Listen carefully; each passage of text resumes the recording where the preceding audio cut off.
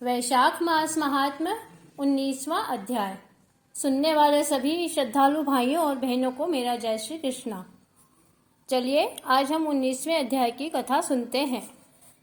शांताकारं भुजगशयनं पद्मनाभं सुरेशं विश्वाधारं गगनसदृशं मेघवर्णं शुभांगं लक्ष्मीकान्तं कमलनयनं योगविद्यानगम्यं वंदे विष्णु भवभयहरं सर्वलोकैकनाथम।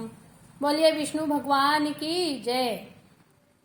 व्याध कहने लगा कि हे महात्मन, सर्व शुभ फलदाता भगवान विष्णु का वर्णन आपने किया और भागवत धर्मों में आपने वैशाख का महात्म सबसे उत्तम बतलाया है।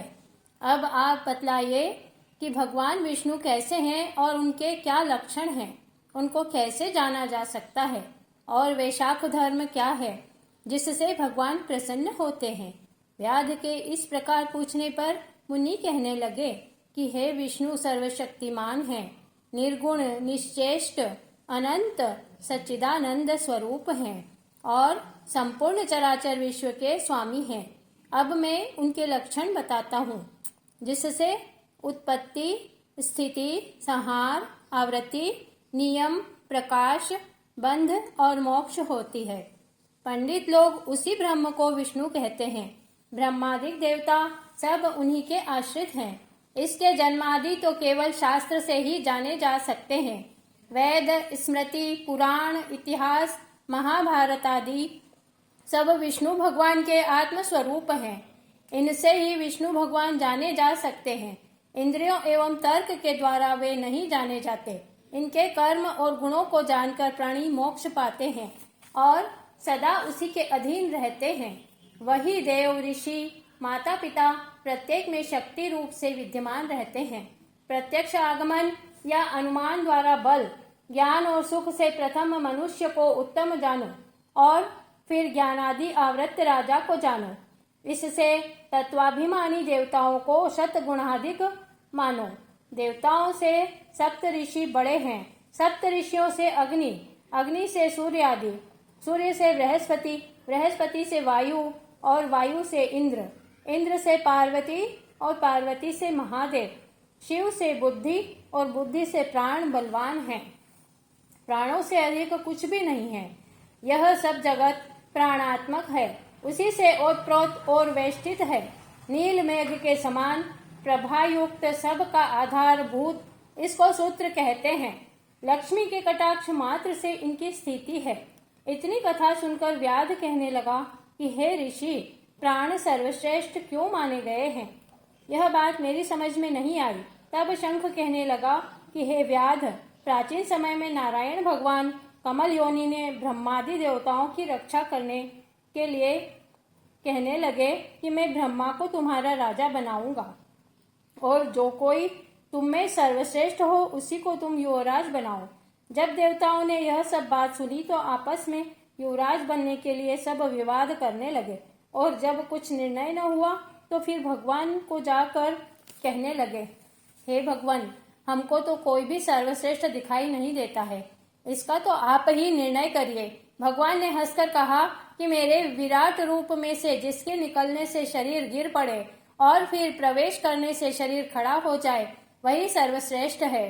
तब जयत भगवान के पैरों में से निकल गया तो वह शरीर पंगु तो हो गया परंतु गिरा नहीं। इसी तरह गुह्यान्द्रीव में से दक्ष के निकल जाने से षंड गया कहा गया। हाथों में से इंद्र के निकल जाने से हस्तहीन कहा गया। नेत्रों में से सूर्य निकल जाने से नेत्रहीन, नाक से अश्विनी कुमार के निकल जाने से नासिका रहित, कानों से दिशाएं निकल जाने से बहरा, जिह्वा से वरुण निकल जाने से अरसक्ष और मन को चैतन्य करने वाले रुद्र के निकल जाने से जड़ तो कहने लगा, परंतु देह गिरी नहीं वरन पूर्वतः सब कार्य होते रहे, मगर फिर प्राणों के निकलते ही देह गिर गई और उसको मृत कहने लगे। तब सब देवता आपस में विस्मय करके कहने लगे कि हम में से जो इस देह को उठाने में समर्थ होगा वही सर्वश्रेष्ठ एवं युवराज होगा। सबसे प्रथम जयंत ने पैरों में प्रवेश किया तो पंगुपन तो पट गया, परंतु शरीर उठा नहीं। दक्ष गुह्येंद्रिय द्वारा प्रविष्ट हुआ, इंद्र हाथों द्वारा, सूर्य नेत्रों द्वारा, वरुण जिह्वा द्वारा, अग्नि वाणी द्वारा, रुद्र मन के द्वारा प्रविष्ट होते ही शरीर उठकर खड़ा हो गया। इसी कारण होने पर भी देह नहीं उठी। सबसे अंतिम प्राणों के प्रविष्ट प्राण सर्वश्रेष्ठ और युवराज बनाया गया। तब प्राण के सम्मान के लिए सब सामवेद का गान करने लगे। इसीलिए स्थावर और जंगनात्मक के लिए यह सृष्टि प्राणात्मक है। प्राण ही जगत पति है। प्राण बिना जगत कुछ भी नहीं, बिना प्राणों के वृद्धि भी नहीं होती। इसीलिए प्राण संपूर्ण जीवों में अधिक बलवान है और जब सब जीवों का अंतरात्मा है। भिन्न भिन्न कार्यों का साधन एक प्राण अनेक प्रकार से है। यही कारण है कि प्राण ही इस संसार को रचने, पालन करने और संहार करने में समर्थ है। शेष शिव और इंद्रादि जड़ या चैतन्य कोई भी भगवान को पराभव नहीं कर सकता। यही प्राण सब देवात्मक, देवमय, व्यापक तथा वासुदेव भगवान का अनुवर्ती और भगवान विष्णु का वशीभूत है। यह वासुदेव की प्रतिकूलता न कभी देखता और न सुनता है।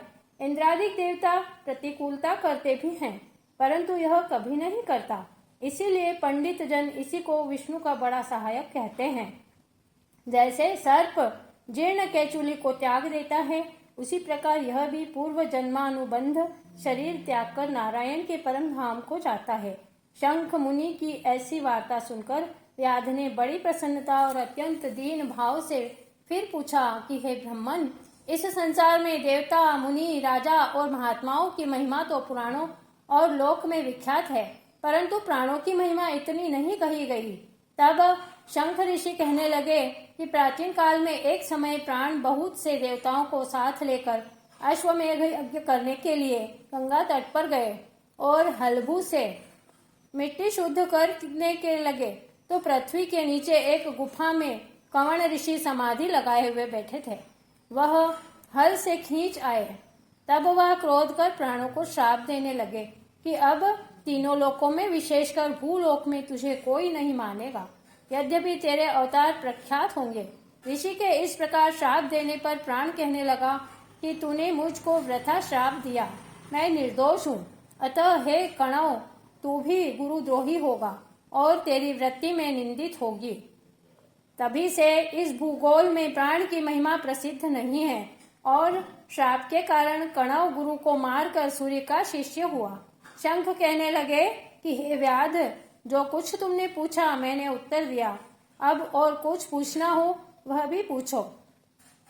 इस प्रकार वैशाख महात्म्य का 19वां अध्याय समाप्त हुआ। बोलिए विष्णु भगवान की जय।